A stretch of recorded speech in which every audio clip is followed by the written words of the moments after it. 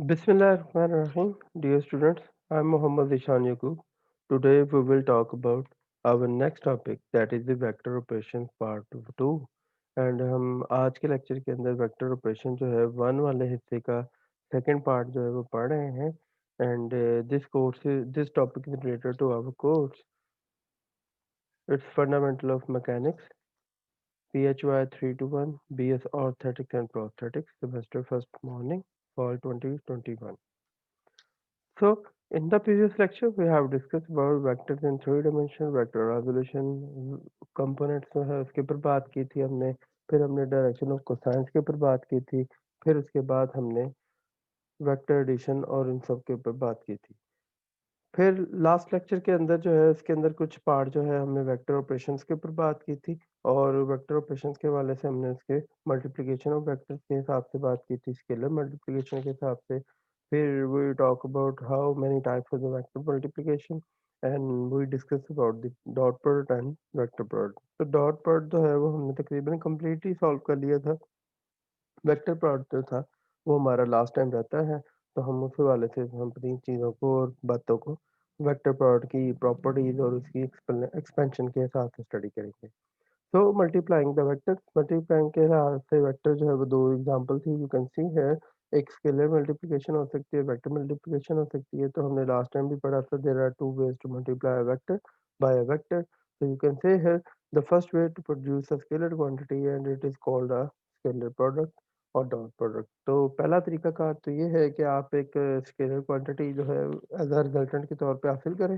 And this method is known as you can say scalar product और dot product and the second way is known as ये second way जो है उसके अंदर वो तरीकाकार है when a vector is multiply by a vector then the resultant quantity is called vector so such type of the product are called cross product or vector product तो उस वाले से भी हम इसको दूसरी टाइप कह सकते हैं तो पहला है जी डॉट प्रोडक्ट दूसरा है जी क्रॉस प्रोडक्ट तो हमने डॉट प्रोडक्ट जो है वो तफसील में पढ़ लिया था now we will discuss about the cross product तो हम क्रॉस प्रोडक्ट के लिहाज से बात करेंगे सो अगर हम स्केलर प्रोडक्ट की बात करें तो अगेन मैं आपको थोड़ा सा क्लियर करता चलूँ कि हमने last time clear cross product scalar product तो वो था जिसका जो एक वेक्टर दूसरे वेक्टर की डायरेक्शन में होता है तो उसके कंपोनेंट्स को अगर हम ले लिया जाए तो वो हमारे पास क्या कहलाता है वो आपके पास स्केलर प्रोडक्ट कहलाता है यू कैन सी हियर ए की प्रोजेक्शन देखी जाए बी के ऊपर तो ए का वो हिस्सा जो बी की डायरेक्शन में है उन दोनों के मैग्नीट्यूड को अगर ले लिया जाए तो वो आपके पास ए डॉट बी कहलाएगा यू कैन सी है A dot B is equal to A B cos theta and you can see here also कि ये आपके पास ए कॉस थीटा और ये बी है मैग्नीट्यूड तो it gives you the A B cos theta due to the common direction दोनों की डायरेक्शन कॉमन है so that's why we don't need any direction here तो इसलिए इसकी कोई डायरेक्शन नहीं होती सिमिलरली इसकी एग्जांपल्स हमने पढ़ी थी वर्क डन जो है force in the direction of displacement हो गया ये इसकी एग्जांपल है पावर जो है force in the direction of velocity है वो इसकी एग्जांपल है तो ये दोनों डेफिनेशन यही बताती हैं कि displacement covered by the body in the direction of force है ये भी हो सकता है या force in the direction of displacement है या फिर displacement in the direction of force है तो उसको हम ये कह सकते हैं कि ये दोनों ही क्या है डॉट प्रोडक्ट है तो इससे ये भी पता लगता है कि ये दोनों क्या है कम्यूटेटिव भी हैं, डिस्ट्रीब्यूटिव भी हैं और इस हवाले से ये सारी चीज़ें इसके अंदर पाई जाती हैं।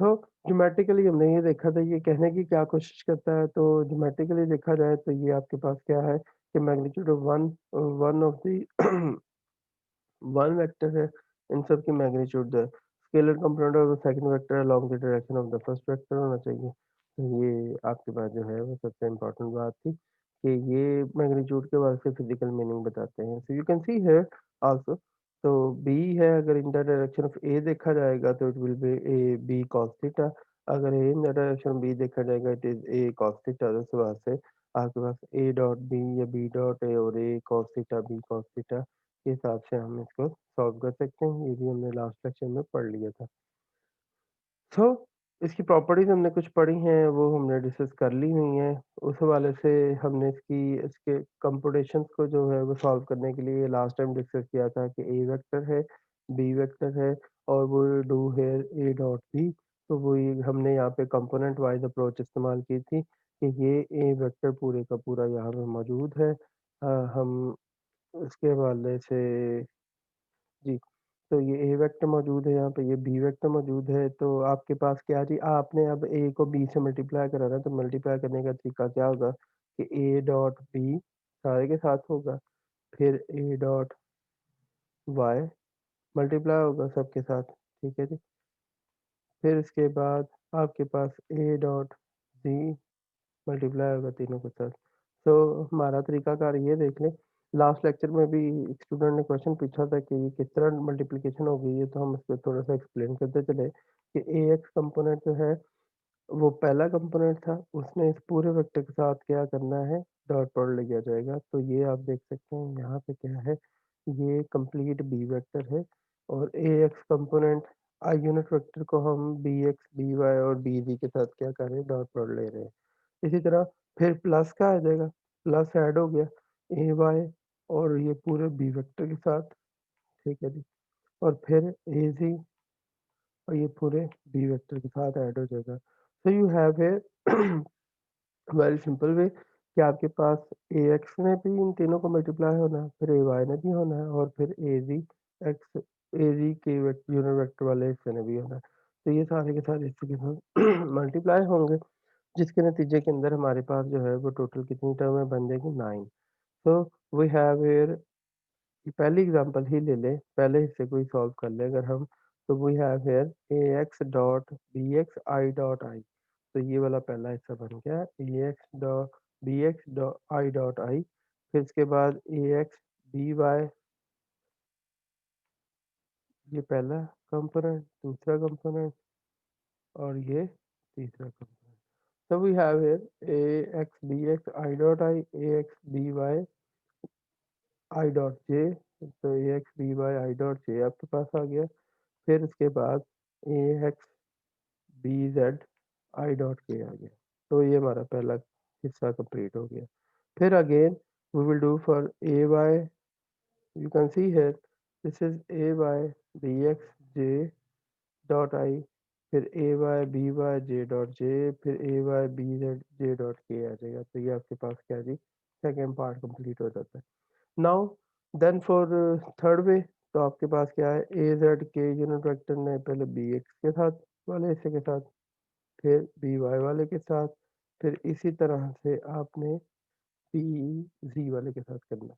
तो आपके पास ये तीन टर्में आ जाएंगी, A ji B X A ji B Y A ji B Z आ जाएगा।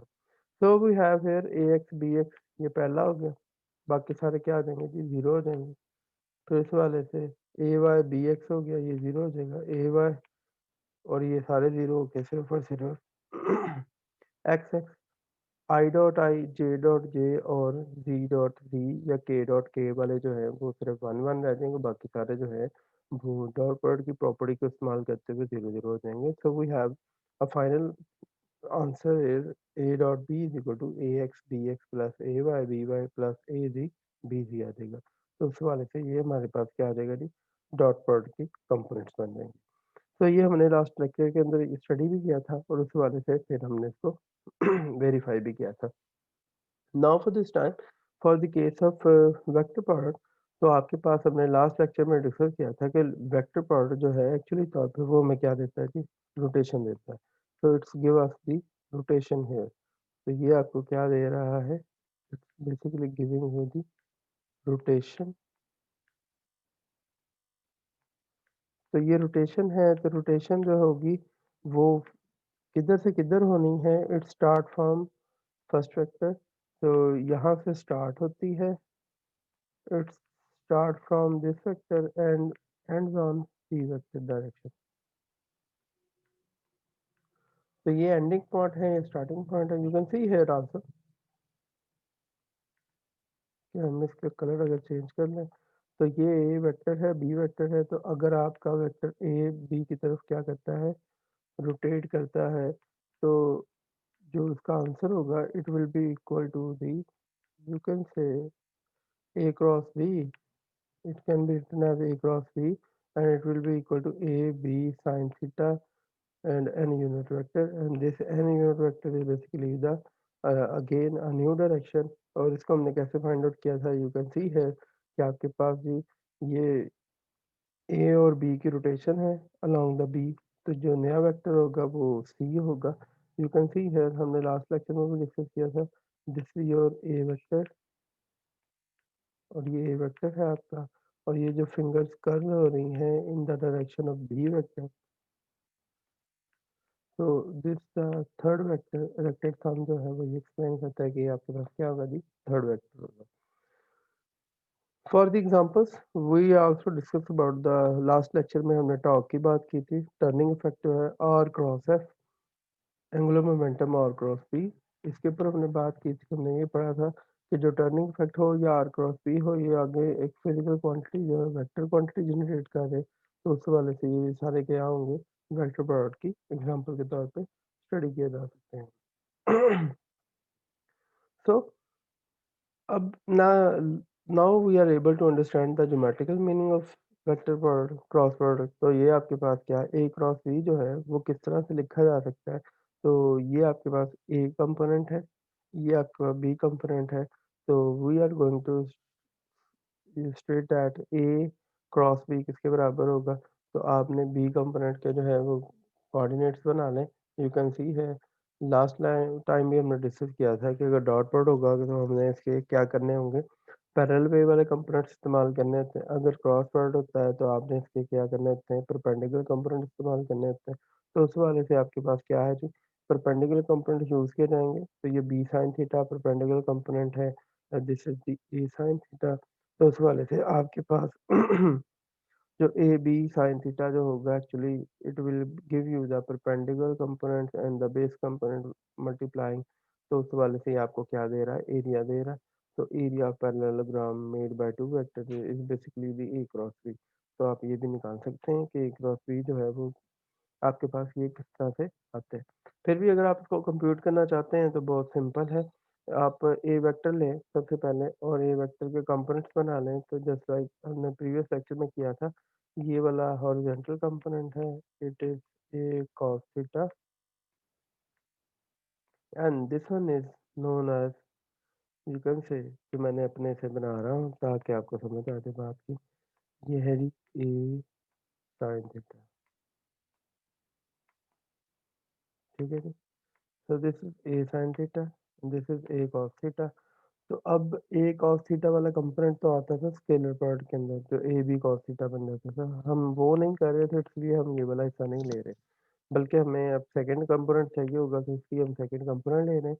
तो उस वाले से हमारे पास जो होगा A cross B is equal to A sine theta B की फॉर्म में आ जाएगा, और इस तरह से फिर हम जो है वो क्रॉस प्रोडक्ट फाइंड आउट कर सकते हैं।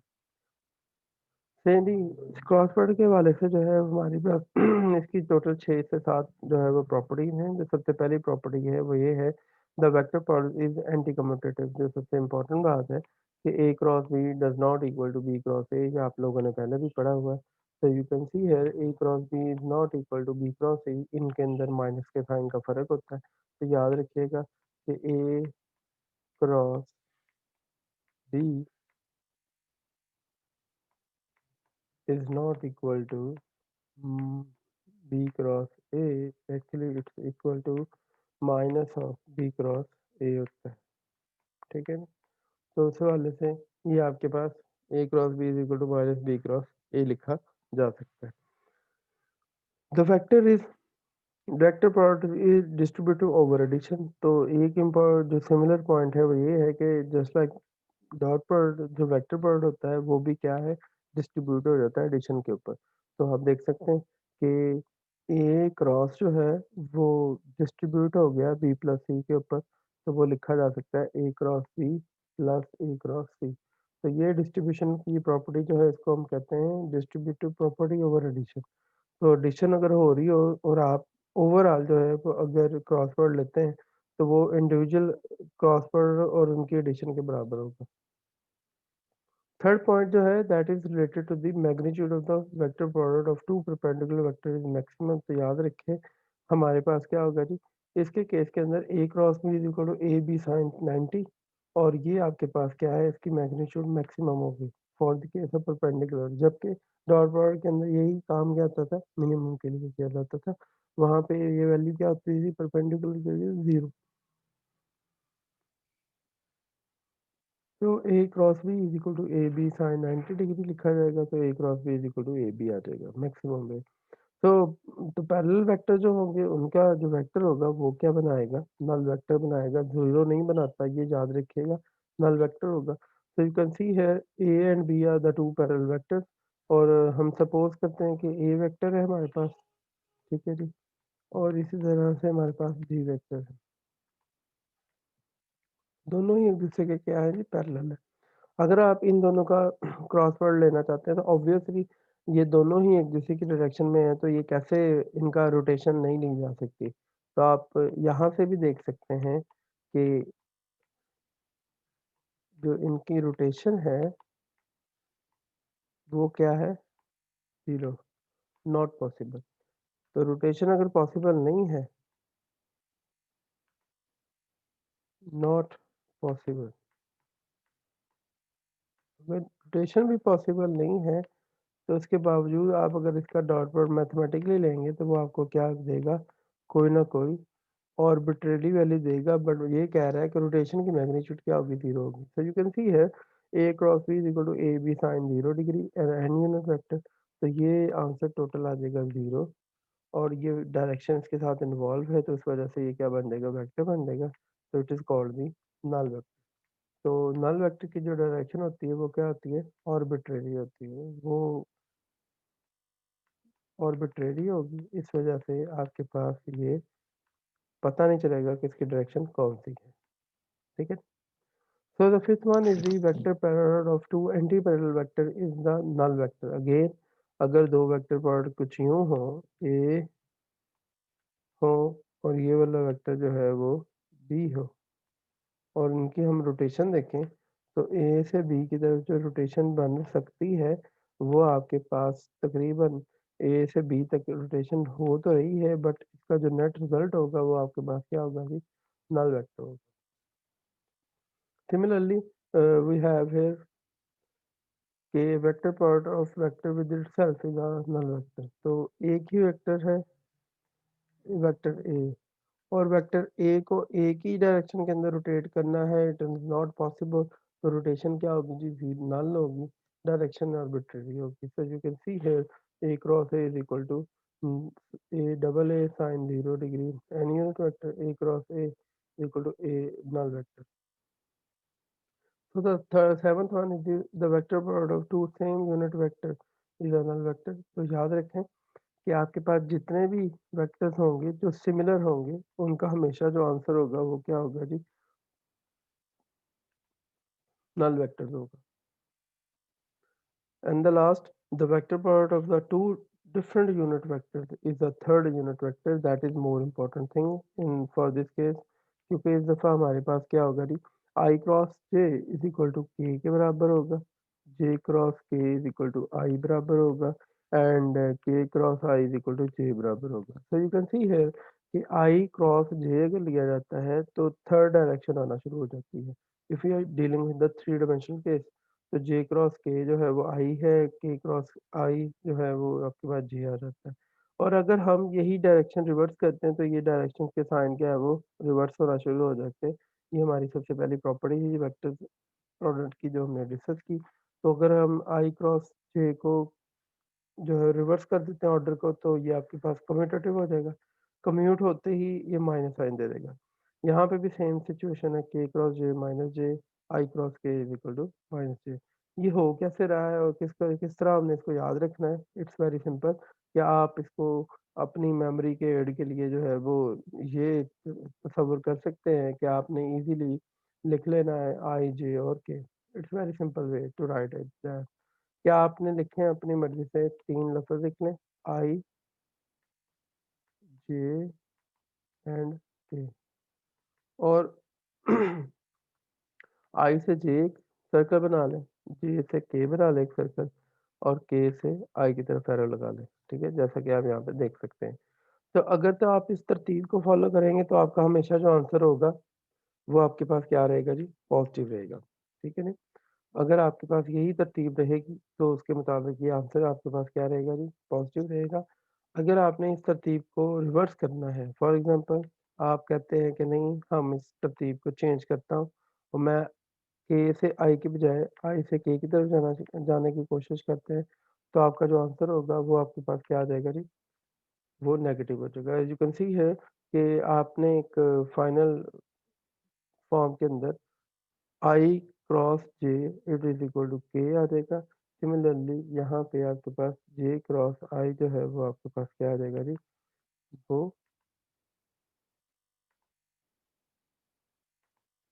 वो नेगेटिव आ रहे हैं। तो you can see here I cross J is equal to K, J cross K is equal to I, K cross I is equal to J, जो कि हमारे लास्ट लेक्चर की लेफ्ट साइड थी।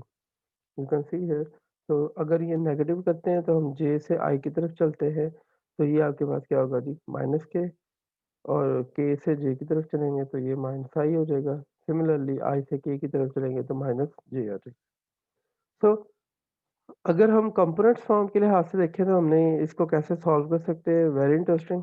और इसको सॉल्व करने का बड़ा ही आसान तरीका है, तो ज़रा देखते हैं कि now for this case we have A vector, we have B vector, और हम सेम वही मेथोडोलॉजी जो जो आज डॉट प्रोडक्ट के लिए हमने पढ़ी है वो अप्लाई करें। तो you can see here A cross B is equal to A X A Y A Z component लिख लिए मैंने, B X B Y B C component लिख लिए। अब मैंने कंपोनेंट्स को करना है तो मैं स्टेप बाय स्टेप जो है वो ए एक्स को पहले मल्टीप्लाई करूंगा पूरे वेक्टर के साथ, ठीक है जी? जैसा कि ये स्टेप में मैंने किया हुआ है।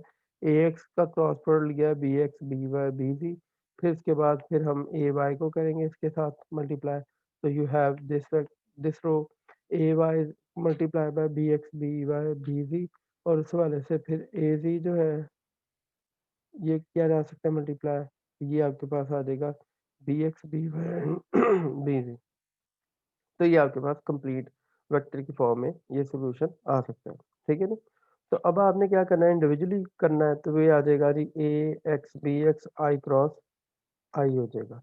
इसी तरह से ए एक्स बी वाई, तो ये हो जाएगा आई क्रॉस जे आ जाएगा। इसी तरह से आपके पास A X B Z I cross K, तो इसके अंदर आपने ये ख्याल करना है कि आपने इसकी तरतीब नहीं चेंज। अगर ये ए आई क्रॉस पहले है, तो इसने हर एक के लिए क्या रहना है, पहले ही रहना है। Either this way I cross J, either I cross के हिसाब से। इसी तरह से जे के लिए भी यही काम करना है आपने, जे क्रॉस आई, जे क्रॉस वाई, जे क्रॉस जे, तो के। तो अगर गौर करने वाली बात ये है कि जो सिमिलर होंगे इस दफ़ा वो सारे के सारे क्या कर दिए जाएंगे, वो कैंसिल आउट हो जाएंगे। सो जैसे ही ये सारे के सारे कैंसिल आउट हो जाएंगे तो ये भी ज़ीरो हो गया, मीन टू से नल वेक्टर, ये भी नल वेक्टर हो गया, और ये भी नल वेक्टर हो गया। तो आपके पास ये सारे के सारे नल वेक्टर हो जाएंगे। सिर्फ और सिर्फ रह क्या जाएगा आपके पास, 6 टर्में रह जाएँगी। 6 टर्में जो है वो ये है ए एक्स बी एक्स, ठीक है जी? इसी तरह ए एक्स बी जेड आ गया, ये वाली 6 टर्में रह जाएँगी। अगर हम इनको रीअरेंज करें इन 6 टर्मों को, तो ये हमारे पास ये बनती हैं A Y B Z minus A Z B Y I unit vector, फिर plus A Y A Z B X J unit vector minus A X B Z J unit vector plus A X B Y K unit vector minus A Y B X K unit vector. तो गौर करें तो 2 आई वाली टर्में बच रही हैं, 2 जे वाली टर्में हैं, और 2 ही क्या है हमारे पास, के वाली टर्में।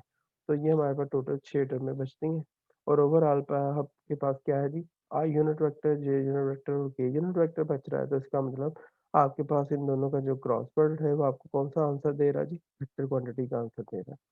सो सिमिलरली एक और तरीकाकार है जो इन सारी चीज़ों को हमें आसान करता है, और वो है एक direct method, it is called the determinant method. इसके अंदर हम डिटरमिनेंट फाइंड आउट करते हैं और ये सेम आंसर आ जाएगा जो हमारे पिछले लेक्चर के अंदर आ रहा था। ये वही वाला टर्म है, इसको रीअरेंज करके हमने लिखा हुआ है जो हमारे पिछले लेक्चर की पिछली स्लाइड पे था। As you can see here, यहाँ से आई कॉमन ले लें तो A Y B Z minus A Z B Y आ जाता है। तो you can see here A Y B Z minus A Z B Y. Similarly for the J and K, तो ये सारी चीज़ सेम वही आ रही है। तो ये एक शॉर्टेस्ट वे है जिसके साथ हम ये काम कर सकते हैं। इसको करने का तरीकाकार बहुत आसान सिंपल है। Let's start with that. आपको डिटर्मिनेंट मेथड के ज़रिए से ये सॉल्व करने का तरीका भी आता होगा। So let's start with that. So first is we are interested with the I. जैसे ही आपने आई लेना है तो एक ये वाली लाइन और एक ये वाली लाइन ड्रॉ कर लेनी है हमने। इसका मतलब ना अब हमने ये वाली चूज़ करनी है हिस्से को, ना हमने चूज़ करना है, ना अब हमने इस वाले हिस्से को चूज़ करना है। बल्कि हमारे पास क्या होगा जी, इस दफ़ा हमने ए वाई और बी जी को चूज़ करना है, तो ये मल्टीप्लाई होंगे। तो ए वाई को आपने बी जी से मल्टीप्लाई करवा देना है, ठीक है जी। तो आप गौर करें तो ये आपके पास पहला कंपोनेंट आ जाएगा और हम आई के लिए ले रहे हैं तो आई यहाँ पे लिख दिया जाएगा, ठीक है जी। फिर आपके पास सेकंड टर्म आनी है, that is the minus A Y B Z minus A ji B Y. तो ये आपके पास क्या आ जाएगा जी, A ji B Y second term आ जाएगी, ठीक है जी। तो ये आपका पहला हिस्सा कंप्लीट हो गया, ठीक है जी। इस दफ़ा एक और तरीका का ख्याल रखें, पहले हम माइनस करें प्लस करेंगे, फिर माइनस करेंगे, फिर हमने क्या करना है, प्लस करना है, ठीक है। जो नेक्स्ट टर्म है उसकी तरफ देखते हैं हम, और वो है हमारे पास